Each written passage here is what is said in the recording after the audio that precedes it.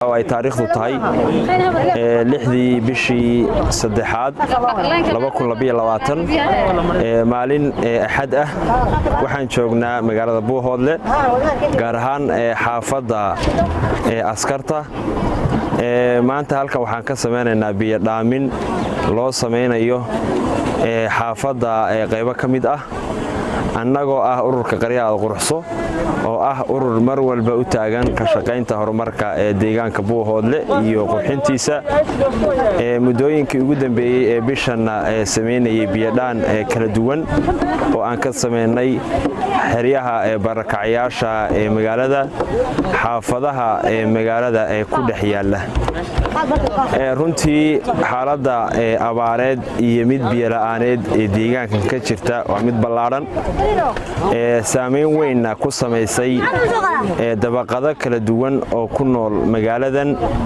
kuwaas oo waayay waxyaabo ay runtii wax ku karsadaan iyo waxay cabaanba waxaan ugu baaqayaa guud ahaan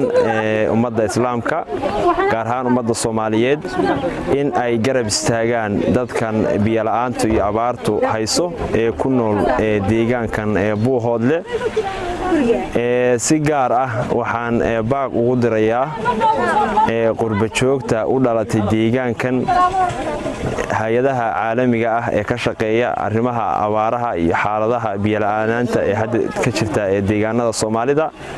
in ay halkan soo gaarsiiyaan biyadhaan haday noqoto oo u baahan waxa ugu horeeya ee dadkan ay u baahan yihiin in lagu qabto iyo wixii kale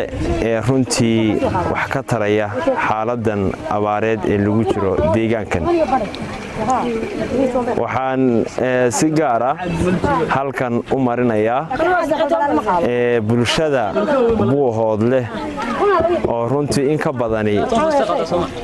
ay awoodi karto inay dadkan biyo dhaaminta loo sameynayo ay u sameeyaan biyadhaan in ay qaybtooda kaga qaataan